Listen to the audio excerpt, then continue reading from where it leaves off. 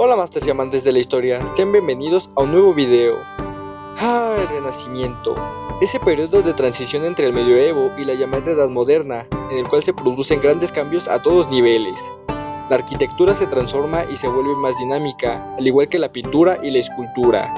Los artistas ahora ponen la mirada en el mundo natural para representar unas formas más realistas y una anatomía más precisa y expresiva, sustituyendo paulatinamente al hieratismo medieval y sus figuras abstractas y carentes de proporción. El llamado descubrimiento de América provoca una verdadera revolución cultural, económica y geopolítica. Se retoman los textos clásicos despojándolos de toda interpretación cristiana medieval. Surgen nuevas ideas religiosas que cuestionan al canon y las ciencias empiezan a desarrollarse más allá de la escolástica cuando ésta ya no parece tan satisfactoria, entre muchas cosas más. Es en este mundo lleno de transformaciones donde nacerá un hombre bastante peculiar y contradictorio. Por un lado, un profundo reformador en el campo de las ciencias, especialmente en la medicina, que criticaba duramente la metodología y formación clásica de sus colegas, tachándolos incluso de falsos médicos. Por el otro, un hombre altamente conservador, profundamente cristiano y al mismo tiempo un amante del oculto y de la magia. Esta figura, a lo largo del tiempo, ha sido sobrevalorada, lo mismo que repudiada y fuertemente criticada, pero siempre recordada como pionero de la medicina moderna. Este hombre se llamó Paracelsus, el médico alquimista. El nombre de nacimiento de Paracelsus fue Theophrastus Bombast von Hohenheim. Suele agregarse el Philippus, aunque no existe la seguridad de que llevase este nombre. Asimismo, se cuenta que su padre le llamaba Aureolus, haciendo alusión al color dorado de su cabello, o que el mismo Theophrastus se puso aquel nombre como referencia al oro alquímico. Por ello, en la mayoría de textos se le conoce por su nombre latinizado, Philippus Aureolus Theophrastus Bombastus von Hohenheim. Con razón después se cambió el nombre. Theophrastus nació, según la mayoría de los historiadores, en el año de 1493 en Einsiedeln, un pueblo cercano a Zurich, Suiza, en tiempos en que esos territorios formaban parte del Sacro Imperio Romano Germánico.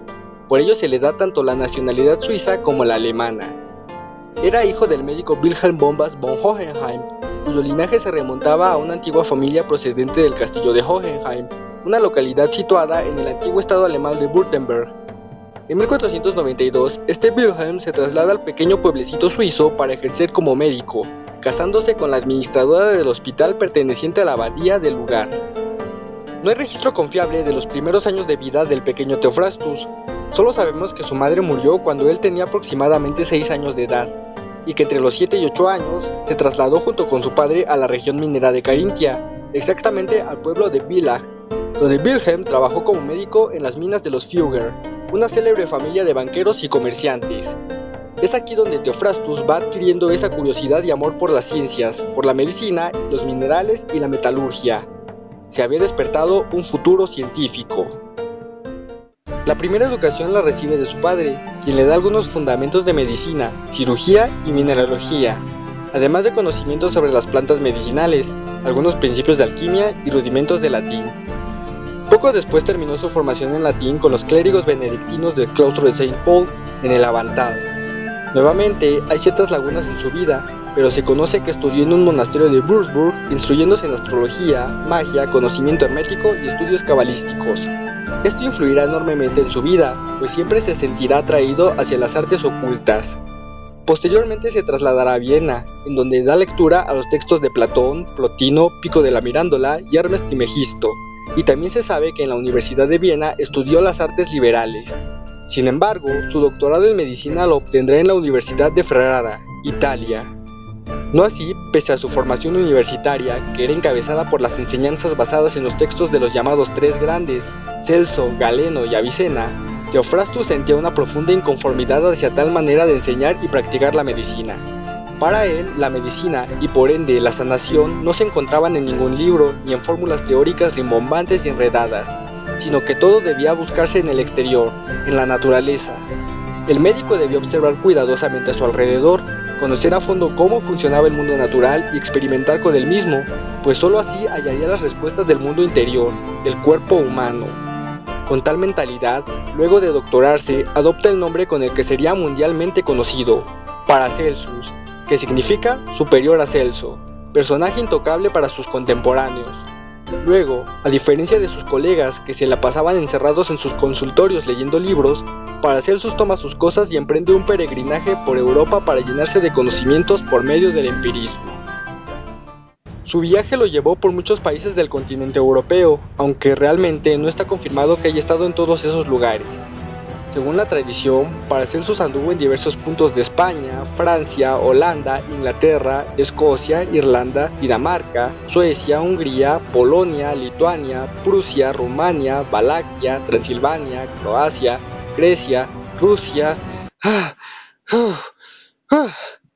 e incluso llegó hasta la India, en Asia, donde supuestamente habría sido hecho prisionero por los tártaros durante 8 años, relacionándose con la filosofía hindú. Aunque hay otra versión sobre esta historia en donde Paracelsus, llegando a Turquía, logra sanar al hijo del Gran Khan de una terrible dolencia, lo que provocó que el médico fuese adorado como un personaje divino entre los tártaros. Sea como fuese, luego de sus aventuras con estos pueblos, se dirige hacia Constantinopla. Es en dicho lugar en donde, según la leyenda, obtendría la famosa piedra filosofal, considerada como la panacea universal. Por esto mismo, hay muchas historias en donde la gente afirma haberlo visto vivo incluso hasta finales del siglo XVII. Paracelsus no viajaba por mero turismo o porque tuviese planes en determinados lugares, sino que viajaba para aprender, para conocer y experimentar en los diversos entornos existentes. Quería saber qué eran las enfermedades y cómo podían ser curadas. En los libros académicos esas respuestas no existían. Paracelsus no iba a conformarse con sentarse a leer textos. Él quería tocar, ver con sus propios ojos, tomar a tal o cual planta o mineral, observar sus reacciones exponiéndolas al frío, al calor, descomponiéndolos, uniéndolos de nuevo. Su método era totalmente experimental. No así, no solo se quedaba con el lado científico, sino que también solía pasearse por tabernas, posadas y callejones, entablando amistad con vagabundos, nigromantes, alquimistas, brujas, curanderos, barberos y demás gente común, quienes le enseñaban sobre magia, sobre folclore, sobre alquimia y supersticiones. Para nuestro médico, esos saberes populares eran más valiosos y eficaces que lo que se enseñaba en las aulas universitarias. Hacia 1522, Paracelsus empieza a practicar la cirugía, rama en ese entonces separada de la medicina por ser considerada como una mera actividad manual. Sus habilidades le llevan a ser contratado como cirujano militar en el ejército imperial, en Venecia, lo que le valió estar en diferentes campañas por varios años. No así, en 1526 ocurriría un hecho que transformaría su vida. Paracelsus se había instalado en la ciudad de Basilea. Allí, gracias a quien se había convertido en su amigo, el famoso humanista y teólogo neerlandés Erasmo de Rotterdam, recibe como paciente al célebre impresor Johann Froben, curándole de una grave enfermedad en una pierna, lo que evitó la amputación de la misma. Froben entonces difundió la noticia sobre ese médico milagroso, gracias a lo cual aumenta su fama, resultando en que a Paracelsus se le ofrece el cargo de médico municipal, y además el de profesor de medicina en la Universidad de Basilea. En su nueva posición, Paracelsus decide reformar la enseñanza de su clase, instruye a sus alumnos en conocimientos alquímicos, les enseña lo que él considera la forma correcta de estudiar la medicina y de practicarla, da sus clases en alemán y no en latín, como era obligatorio hacer, y sobre todo, tiene el valor para criticar y burlarse de sus colegas que siguen a los clásicos de medicina, e incluso se cuenta que solía quemar los textos académicos en hogueras alquímicas, vertiendo nitrato potásico y azufre en calderos de cobre. En cuanto a sus propias ideas, Paracelsus, como ya lo había mencionado, creía que el saber estaba en la observación del exterior y el conocimiento de su funcionamiento. De esa forma, decía, se conocerían también las causas de las enfermedades. Pero el médico no solo debía conocer aquello, sino que igualmente era menester ser alquimista, saber transmutar los diversos materiales, conocer sus reacciones. Esa era la base para crear los medicamentos, por ello se le conoce como iniciador de la iatroquímica. Aunado a esto, un médico también necesitaba ser astrólogo, pues concebía el cuerpo humano como un microcosmos que reflejaba el cosmos externo, y sostenía que los astros influían en el microcosmos de cada humano. Por ello había que saber de alineaciones planetarias, constelaciones, zodiaco, etc. Además que cada parte del cuerpo humano pertenecía a un cuerpo celeste. Entre sus avances médicos nos encontramos con varias cosas interesantes. Fue el iniciador del arte espagírico, es decir, aislar o extraer por medio de procesos alquímicos la sustancia curativa de las plantas, animales o minerales. También, siguiendo su principio de lo similar cura lo similar, Fue el primero del que se tiene registro en utilizar pequeñas dosis de veneno para curar diversos males, por lo que se le ha considerado el padre de la homeopatía. Fue, asimismo, el primero en hacer un verdadero estudio sobre la sífilis, la cual indicó que podía tratarse mediante la ingesta, cuidadosamente dosificada, de mercurio. Del mismo modo, identificó las características de varias enfermedades, como el bocio, la gota, la lepra y el llamado baile de San Vito. En cuanto a su lado alquimista, Paracelsus concebía que en la creación del mundo se habían separado los 4 elementos básicos: agua, tierra, fuego y viento, y las 3 sustancias fundamentales. Estas 3 sustancias eran, más que nada, principios universales que al depositarse sobre los 4 elementos daban forma y característica a cada cosa. Esa fue su teoría de los 3 principios alquímicos, que son sulfur, lo combustible, aquello que da unidad a las cosas y permite su capacidad de crecimiento; mercurius, lo volátil, es el principio que da mutabilidad, que hace posible la transformación; y sal, lo resistente, lo que permite la conservación de la materia. Sumado a esto, dejó una lista de instrucciones sobre cómo debía crearse un homúnculo, un ser humano artificial elaborado a partir de procesos alquímicos. De esa manera, Paracelsus veía al mundo, pero además, él nunca tuvo conflictos entre ciencia y religión. Decía que existían 2 sabidurías, la eterna, proveniente de la luz divina, es decir, el Espíritu Santo, y la mortal, que provenía de la naturaleza, y que ambas emanaban de Dios. Por lo tanto, no tenían por qué llamarle pagano al estudiar la naturaleza y hacer sus remedios a partir de la misma. Ya mencionamos 3 de los pilares que para Paracelsus sostenían la medicina: alquimia, astronomía y filosofía. Pero para él, el pilar más importante era la virtud. Un médico lo era por naturaleza, por designio de Dios, y dentro de la virtud se encontraba el amor. Paracelsus era conocido por sentir gran empatía por sus pacientes, gente pobre con quien compartía su tiempo, sus vivencias. Él les ayudaba de manera incondicional, siempre les tendía una mano. Tenía la idea de que el estimular anímicamente a los enfermos aceleraría su curación. Por ello, se fue nutriendo con el cariño del pueblo. También apoyaba las causas sociales, especialmente las demandas de los campesinos. Retomando su historia, sus novedosas clases y su carácter tanto personal como a nivel académico le trajeron muchos alumnos, pero también bastantes detractores.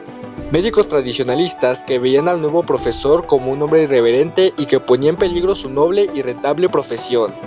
Tras la muerte de Froben, su principal protector, los otros médicos, entre comillas, aumentan sus ataques y quejas contra Paracelsus, calumniándolo de forma tal que en 1528 el médico alquimista es expulsado de la ciudad de Basilia.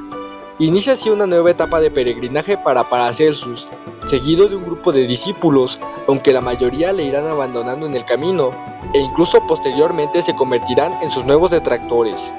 También lleva su pequeño laboratorio espagírico y una larga espada que un verdugo le habría regalado, en cuya empuñadura se cuenta que guardaba píldoras de laudano, producto hecho a base de opio.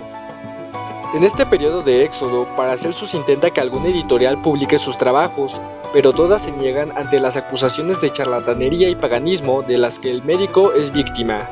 Sin embargo, en 1540 su suerte cambiaría, pues el obispo de Salzburgo, que era gran aficionado a la alquimia, le invitó a su ciudad y le ofreció trabajo, con lo cual Paracelsus adquirió gran fama y estabilidad tanto económica como personal.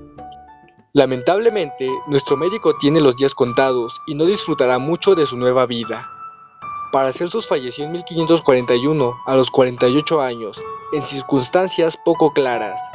Según la leyenda, le encontraron acurrucado en un banco de una posada de Salzburgo.